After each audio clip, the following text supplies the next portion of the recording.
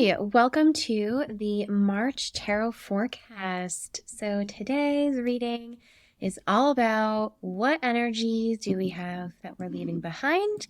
What energies are we moving forward? What is the theme for the month? What opportunities for growth are coming up for you this month? What do we need to release?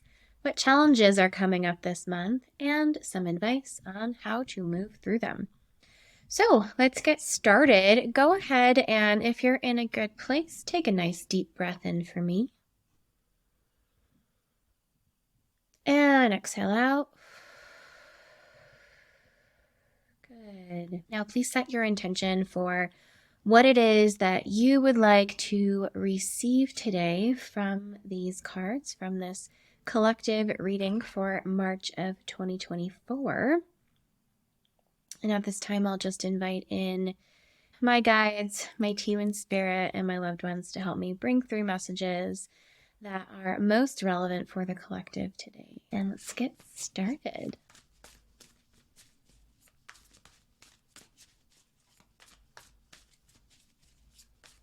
I'm just being reminded to remind everyone here that every month we have a new moon and a full moon. So if you're looking to manifest something specifically this month, you maybe something related to strength. This is the year, the card of the year. So it could be that you're finally ready to start moving forward on a goal that you set or intention that you set for this year. So check out the new moon schedule. I did send it out a couple weeks ago in my newsletter, but you can always search it online. New moon, March 2024, and it will give you the date. So I hope that was relevant for someone. As always with these readings, take what resonates and leave the rest. We also have some folks that are awakening this month. So if this is your first month with me, I'm so excited that you're here. It does seem that you might be waking up and opening up to your own spirituality, to the idea that we are more than just human beings down on this earth. We have souls, we have purposes, we have larger goals and intentions for ourselves. And it sounds like some of you are finally hearing that call to step into your spiritual practice and start diving into that this month. I did hear faith. I always like to stay away from traditional religious words. Everyone's got their own spiritual practice. So again, please take what resonates, leave the rest. But if this is your first time here, welcome. I'm so excited to have you here. Thank you for joining us and opening up to hear what might be coming through. All right, I feel like that might be the last of the jumpers today. So let me give these a couple more shakes and then we can get into this reading.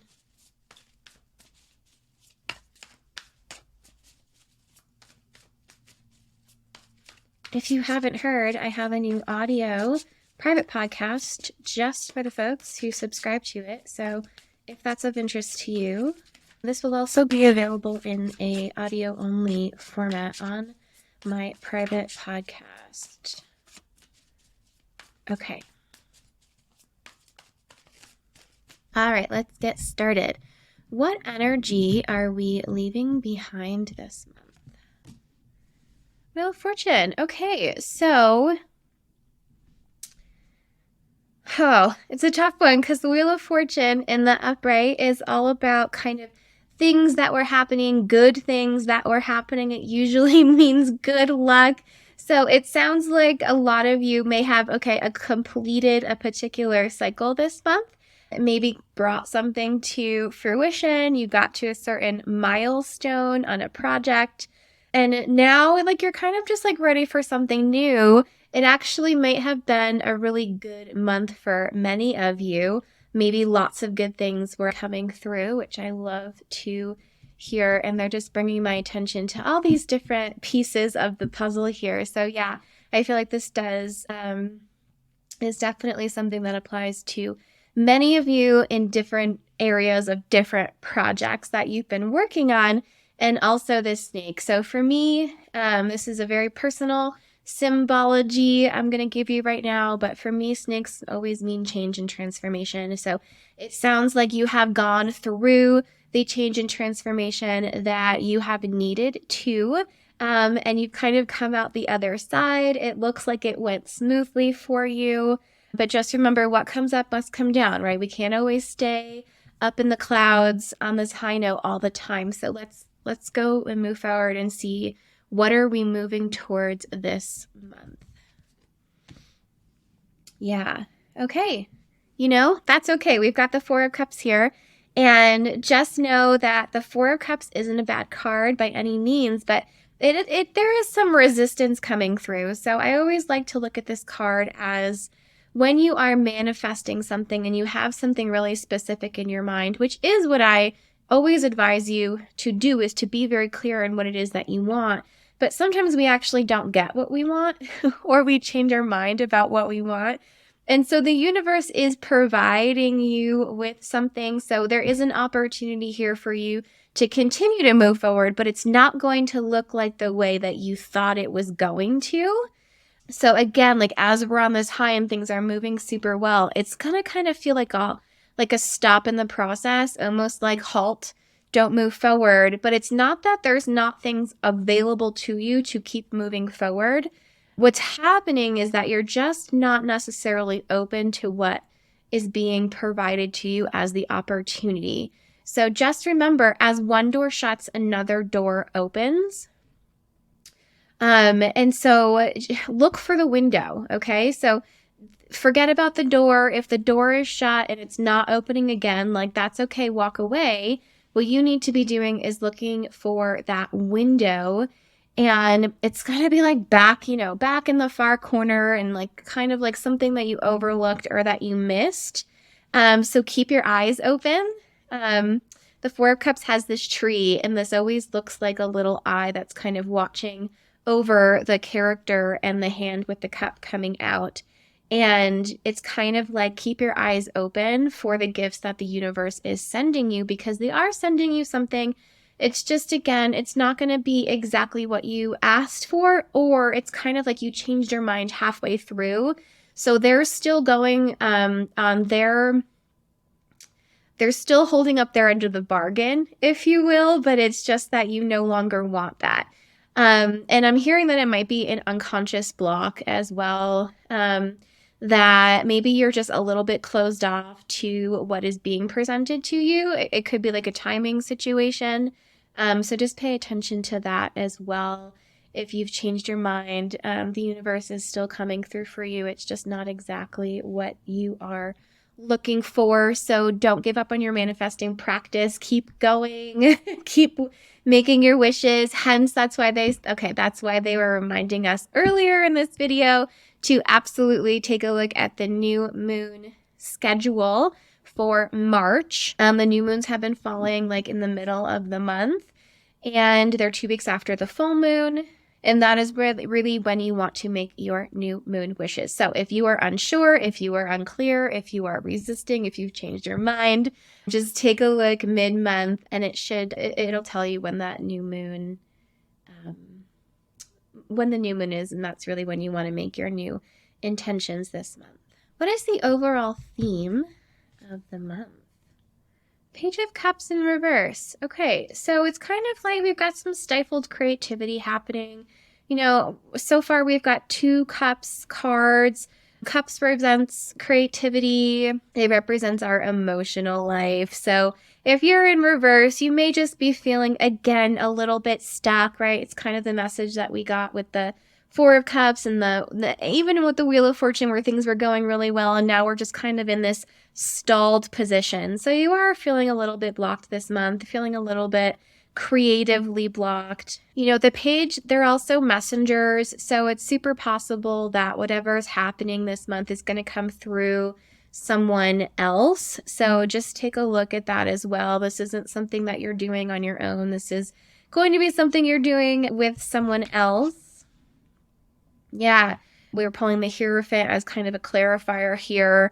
And the Hierophant is like a spiritual leader, a mentor, could just be those very like religious institutions. So just kind of pay attention to that of what's showing up. I know the word faith came in a little bit earlier in this reading as well. So just pay attention if there's anything here that feels like you can't get out of your own way, or you're kind of feeling like boxed in. As you are awakening, right? The judgment card came up earlier. As you are awakening into your spiritual practice, don't let what other people tell you is true to always be true for you, right? Don't let it limit you in what you think is possible for you, or what it is that you really want moving forward, because we all have our own inner truths and our own pasts and we all live on our own map. That's a coaching term where everyone has their own life experiences and their own beliefs, and we all see things in our own particular way. You don't always have to follow what other people are telling you, especially if you feel like that's blocking you from moving forward and taking those next steps. What opportunities for growth are coming this month? Yay! High Priestess. I love to see it. So this is our card of intuition. The High Priestess is the most intuitive card of the deck. So really this month, along with that awakening that we heard earlier and kind of this blocked, it's really about tuning into your own intuition, hearing what you need to be hearing from your internal self, allowing those intuitive gifts to come out. Opening up that crown chakra. So some meditation might be a really good thing to do this month in order to help you really start to open up and receive those messages and downloads about what is coming up for you. So tapping a little bit more into your intuition. Trust yourself more than you trust others, okay? That is something that we give our power away a lot in a lot of areas, but a lot of times when it comes to our spiritual practices, we give our power away to everyone else who thinks they know better. But what this card is saying is that you have to trust yourself. All the knowledge is within you. The High Priestess, think of her as like the librarian, right? She's holding these scrolls, and behind her, there's usually this veil that goes from one pillar to the next. And what it really says is she's the keeper of all of the knowledge. And once you get past the veil, you get into all of that spiritual knowledge, and you get to grow as an individual and really see not just yourself, but the universe for what it actually is. So we've got the big crescent moon at the bottom. So if you are feeling called to tap into your intuition, to keep looking at the moon cycles for your manifesting practice, take a look at my course. I have a course, Master Your Cosmic Connection, that is all about moon manifesting, but also really overcoming all of those things that happen. There's a little bit of intuitive development in there. It's an amazing course that I've put together. So if that's of interest, please check it out. And again, we're seeing right this cross. So we've got a lot of those very traditional religious symbols this month. So it does feel like, trust yourself over, what you think you should be doing. If it feels right to you, explore it. There's no right or wrong answer. You get to be the person in power of your own spiritual practice. What do we need to release this month? Yes. Okay, we've got the Tower. So listen, if you're having a Tower moment, especially if you're coming through that awakening stage where you're like, everything I knew to be true is crumbling around me, that's when the opportunity here is to go inside yourself, to trust what yourself is telling you. And we've got, again, this crown. We've got crowns over here on the Hierophant, right? So as the crown falls, as we start maybe having these realizations that maybe the practices that you have been doing haven't been serving you in a way that makes you feel safe, like builds you up, really feels really right to you, just know that that's okay. And sometimes things have to crumble and fall away in order to build back up. And I know like Tower moments are really hard and they're really tough. And sometimes, we have to go into that void and we have to release everything that we need to release in order to rebuild in a really great way that feels best for us. Yeah. And then I'm just pulling a little clarifier card. The Hanged Man's coming up. So just take some time. The Hanged Man is all about finding a new perspective. So as the walls come down and as you're kind of letting everything fall and you're feeling like, oh my gosh, now what do I do? And this is devastating. It could feel devastating. Just know that on the other side of the tower is a new perspective. So again, the Hanged Man, he's just taking his time. He's literally just hanging around. He's letting the new stuff kind of flow from the bottom to the top. But look what we have. We've got the halo around the Hanged Man's head. And then we've also got it in the intuition above the High Priestess's head as well. So again, let it all fall down. Have that new perspective come through. Open up to what might be wanting to come through for you and trusting your own intuition and really starting to build out that own spiritual practice. What challenges may come up this month? So we've got Temperance, so just balance.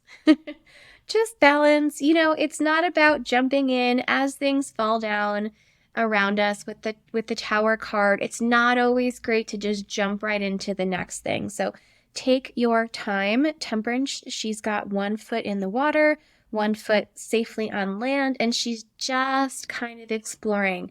She's just taking her time, feeling things out.